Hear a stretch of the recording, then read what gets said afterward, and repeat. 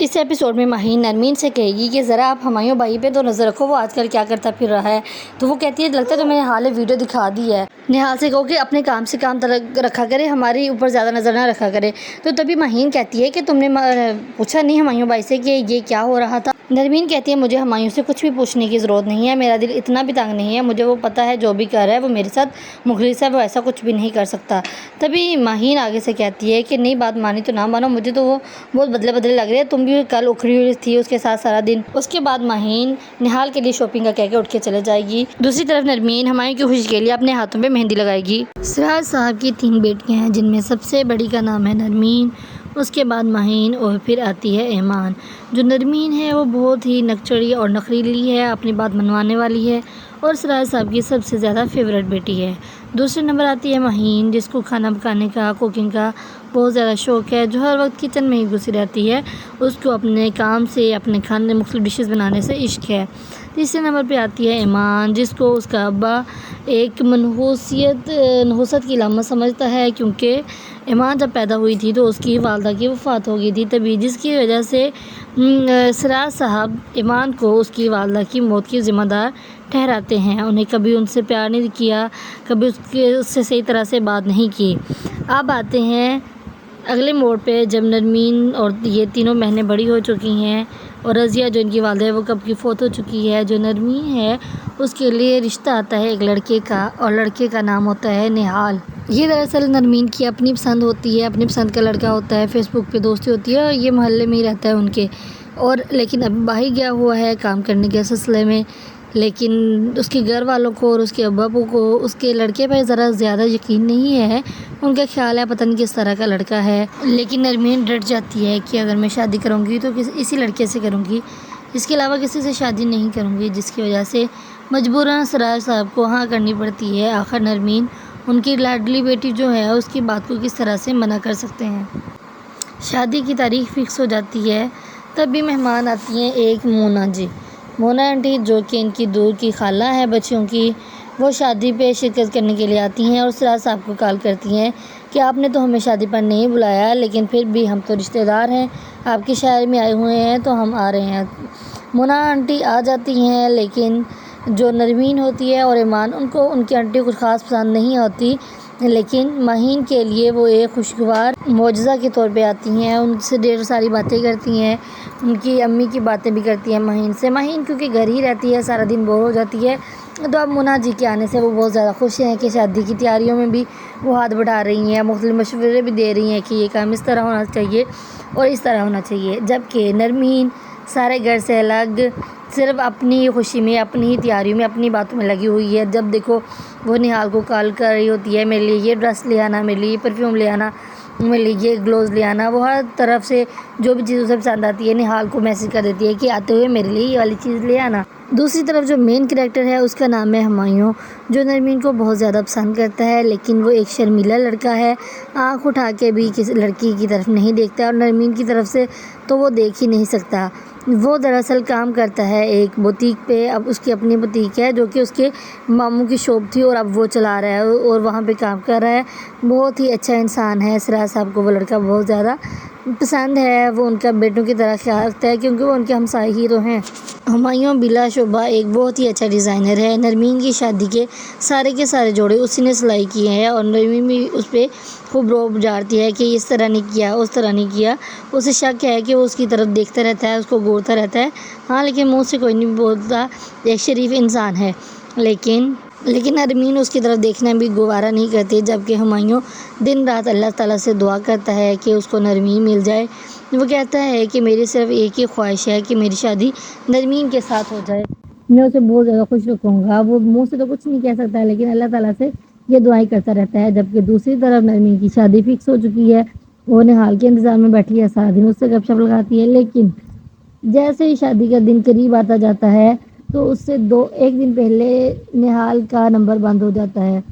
سارے گھر والے کال کرتے ہیں بار بار لیکن نہال کی کوئی خبر نہیں ہوتی، تو نرمین کہتی ہے وہ یقیناً مجھے سرپرائز دینے والا ہے، اسے سرپرائز دینا بہت پسند ہے اور اسے پتہ ہے کہ مجھے بھی سرپرائز لینا بہت زیادہ اچھا لگتا ہے، صرف اس لیے وہ مجھے تنگ کہا ہے اور ایسی کوئی بھی بات نہیں ہے، لیکن اس کے گھر والوں کو ذرا یہ بات چبھتی ہے اور وہ کہتے بھی ہیں کہ نمبر اس کا کیوں بند ہے، یہ تو اچھی بات نہیں ہے، ہمیں تو پہلے ہی شک ہے کہ وہ اچھا لڑکا نہیں ہے۔ لیکن نرمین کہتی ہے اب کیوں بلا وجہ پریشان ہو رہے ہیں، وہ آ جائے گا، وہ صرف سرپرائز دینے کے لیے اس نے فون بند کیا ہوا ہے۔ سب نہا جاتے ہیں، آخرکار شادی کا دن آ پہنچتا ہے، لیکن نہال کی پھر بھی کوئی خبر نہیں ہوتی، وہ نہیں آ رہا ہوتا، نہ اس کی کال لگ رہی ہوتی ہے۔ لیکن نرمین کو پورا یقین ہوتا ہے کہ وہ ضرور آئے گا۔ وہ مہندی لگاتی ہے، اپنی ساری تیاریاں پوری کرتی ہے، میک اپ کرواتی ہے وہ، اور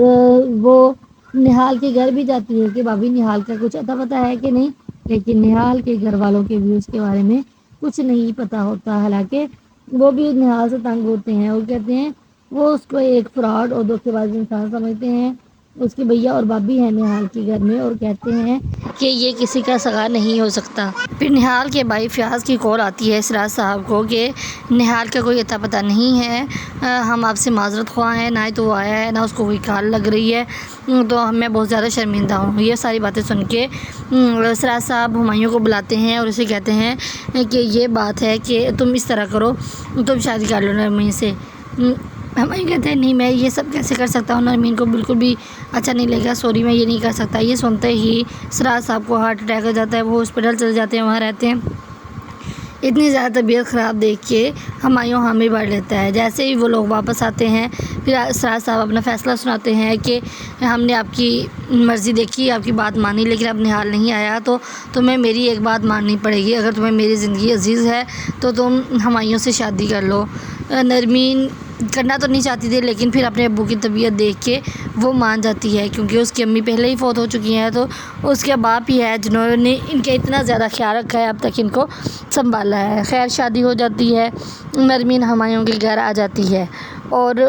بہت زیادہ دکھی اور افسردہ رہتی ہے ہر وقت نہال کا خیال۔ ابھی 2 دن ان کی شادی کو نہیں ہوتے تو پیچھے سے نہال آ جاتا ہے۔ نہال جب گھر پہنچتا ہے تو اسے کوئی نہیں بتاتا کہ نرمین کی شادی ہو چکی ہے۔ جب وہ نرمین سے ملنے ان کے گھر جاتا ہے تب اسے پتہ چلتا ہے کہ نرمین کی شادی ہو چکی ہے ہمایوں کے ساتھ۔ پھر وہ ہمایوں کے گھر جاتا ہے اور کہتا ہے نرمین تم سے 2 دن انتظار نہیں ہوا، لوگ سالوں سال انتظار کر لیتے ہیں، لیکن نرمین کہتی ہے تم ایک نمبر کے جھوٹے ہو، فراڈ ہو، تم لیٹ ہوئے تو ہوئے کیوں؟ تو وہ کہتا ہے میں پھنس گیا تھا، میری ٹکٹ کا مسئلہ ہو گیا تھا، تو میرے ڈاکومنٹس وغیرہ نہیں مل رہے تھے، میں نہیں آ سکا، میں نے بہت زیادہ ٹرائی کیا لیکن میں نہیں آ سکا۔ تو نرمین اب اس کو ایک جھوٹا، گھٹیا اور دھوکے دینے والا انسان نہیں سمجھ رہی ہوتی ہے، اور دوسری طرف ہمایوں کو وہ دیکھتی ہے کہ وہ بہت زیادہ خیال رکھنے والا انسان ہے۔ آہستہ آہستہ اس کا دل تھوڑا بدل رہا ہے کہ ہمایوں ایک اچھا لڑکا ہے، کچھ بھی ہو اچھا ہوا کہ اس فراڈ سے میری جان چھوٹ گئی۔ لیکن دوسری طرف جو آئی ہوتی ہے مونا آنٹی، ان کا پیچھے سے کوئی مسئلہ ہو جاتا ہے۔ مونا آنٹی کو رکھنے کے لیے کوئی تیار نہیں ہوتا، کیونکہ وہ اس کی اپنی شادی تو ہوئی نہیں ہے، وہ رشتے داروں کے گھر ہی رہ رہی ہوتی ہے، تو وہ سب انکار کر دیتے ہیں مونا آنٹی کو رکھنے سے۔ تبھی وہ یہ ساری باتیں ڈسکس کرتی ہے، تب سراج صاحب کو بھی اس بات کا پتہ چلتا ہے، تو سراج صاحب اپنے ایک دوست سے جس کو وہ سعید صاحب کے نام سے بلاتے ہیں ان کے ساتھ یہ بات ڈسکس کرتے ہیں کہ یہ مسئلہ ہو گیا، تو انہیں مشورہ دیتے ہیں کہ تم ہی شادی کیوں نہیں کر لیتے مونا سے۔ تو انہیں یہ بات پہلے تو وہ تھوڑا ہچکچاتے رہتے ہیں، لیکن 2-3 دن میں انہیں یہ بات سمجھ آتی رہتی ہے کہ اس طرح تو ہم مونا کو یہاں پہ رکھ نہیں سکتے، شادی کرنی پڑے گی۔ تو وہ مونا سے شادی کر دیتا ہے۔ سعید صاحب بھی مونا سے بھی بات کرتے ہیں کہ آپ آپس میں شادی کر لیں۔ جو مونا آنٹی ہوتی ہے وہ تو خوشی نہیں اس کی سما رہی ہوتی، اسے اور کیا چاہیے ہوتا ہے، وہ شاید پہلے سے ہی سراج صاحب کو پسند کر رہی ہوتی ہے، کیونکہ وہ ایک بار ماہین سے بات کر رہی ہوتی ہے کہ مجھے پتہ ہے تمہاری امی اور تمہارے ابا کی نہیں بنتی تھی، تو ماہین کہتی نہیں ایسا تو نہیں تھا، ان کی تو بہت اچھی دوستی تھی، کہتی بس کرو، مجھے آپ کے اوپر سے پتہ چلا تھا، شاید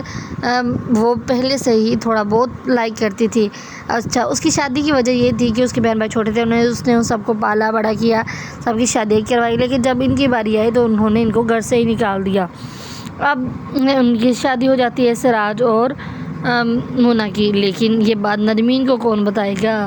نرمین کو بتانے سراج صاحب جاتے ہیں، لیکن تبھی وہ سو رہی ہوتی ہے۔ پھر وہ کہتے ہیں ہمایوں سے کہ تم نرمین کو یہ بات لازمی بتا دینا، لیکن نرمین سو رہی ہوتی ہے 2-3 بار، پھر وہ اس کو بات کرنے کی کوشش کرتا ہے، پھر بھی وہ بات نہیں سنتی، کہتی ہمایوں میں تم سے بعد میں بات کروں گی، بعد میں بات کرتی ہوں۔ یہ کہتے کہتے انہوں نے رات کے وقت ہم سعید صاحب ان کے ابا کے گھر کی دعوت میں جانا ہوتا ہے، وہاں جا کے اسے پتہ چلتا ہے کہ اس کے ابا کی تو دوسری شادی ہو چکی ہے، تو وہ وہاں پہ ویلا کرتی ہے اور مہین کو اور ایمان کو کہتی ہے تم لوگوں نے یہ ہونے کیسے دیا، مجھے تو تم لوگوں کی سمجھ نہیں آتی۔ ابا کو پتہ تھا کہ اس سب کے لیے اگر کوئی اس کو روک سکتا ہے تو وہ صرف نرمین ہی ہے، تبھی انہوں نے بغیر بتائے مجھ سے شادی کر لی۔ وہ بہت زیادہ ناراض ہوتی ہے، ہنگامہ کرتی ہے، چیزیں ادھر ادھر پھینکتی ہے اور ہمایوں پہ بھی غصہ ہوتی ہے کہ تم کون ہوتے ہو، تم نے بھی مجھے بتانا گوارا نہیں کیا۔ ہمایوں دراصل اس نکاح کا گواہ بنا ہوتا ہے، اس وجہ سے اس کو بھی وہ زیادہ ہی لپیٹ میں لے لیتی ہے، لیکن سارے کے سارے کام کے دوران جو نہال ہوتا ہے وہ ایک نئی چال چلتا ہے۔ اسے لگتا ہے کہ اب نرمین تو میرے ہاتھ میں نہیں ہے، لیکن میں بھی نرمین کے سے بدلہ لے کر رہوں گا۔ وہ نرمین کی بہن مہین کو پھنسانے کے چکر میں لگ جاتا ہے اور اسی دوران وہ ایک نیا کام شروع کرتا ہے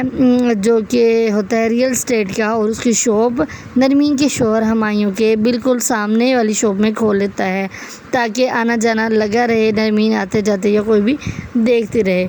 اچھا، اب وہ کرنا چاہتا ہے اس کو ٹیز، لیکن اب مہین کو سادہ سی لڑکی ہے، اس کا صرف کچن سے کام ہے، کبھی بہت ہوا تو باہر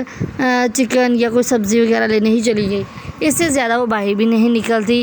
اب نہال نے اس کو پھنسانا ہے تو وہ ایک دو بار اس کو ملتی ہے راستے میں، تو وہ کہتا ہے آج میں تمہیں چھوڑ دیتا ہوں، لیکن وہ اس کی بات کو نہیں مانتی کہ تم جاؤ، مجھ سے اس طرح بات نہ کرو۔ پھر وہ اس کو کہتا ہے دیکھو تمہاری بہن بھائی تمہیں بدھو کہتے رہتے ہیں، لیکن مجھے پتہ ہے کہ اس گھر میں اگر کوئی سمجھدار لڑکی ہے تو صرف تم ہی ہو۔ میرے پاس ایک کانٹریکٹ ہے جس میں مختلف ریسپیز بنانی ہوتی ہیں، اس کانٹریکٹ کے لیے تم میرے ساتھ کام کرو۔ وہ اس کو مختلف طرح سے بہلاتا پھسلاتا ہے کہ تم اتنا اچھا کھانا بناتی ہو، تمہاری بھی خود کی ایک پہچان ہونی چاہیے، خود کا پیسہ ہونا چاہیے۔ تو سارے لوگ پیچھے پیچھے گھومتے ہیں۔ اس کی بات سن کے مہین کو بھی لگتا ہے کہ ہاں مجھے سب بدھو کہتے ہیں، میں جب بھی کوئی بات کرتی ہوں تم بیوقوف والی بات کر رہی ہو۔ اور جس طرح اگر وہ کبھی کوئی کپڑے خریدنے بھی گئے تو جو مہین کی عیدی وغیرہ اکٹھی ہوتی تھی وہ ان کے کچن کے برتن لے آتی تھی، جس کی وجہ سے نرمین اور ایمان مہین کا مذاق اڑاتی رہتی ہیں، اور نہال اس بات کا فائدہ اٹھاتا ہے اور مہین کو مجبور کرتا ہے کہ وہ اس کی بات مانے۔ اس کو ٹریپ اس طرح کرتا ہے کہ اس کی بات سننے لگتی ہے اور ماننے لگتی ہے، اور سب اس کو جب ایمان کو پتہ چلتا ہے اس کو سمجھانے لگتے ہیں کہ یہ سب غلط۔ آگے سے یہ سٹوری بعد میں بتائیں گے۔ اگر آپ کو اس طرح کے ریویوز پسند ہیں تو کمنٹ میں یس لازمی لکھیں۔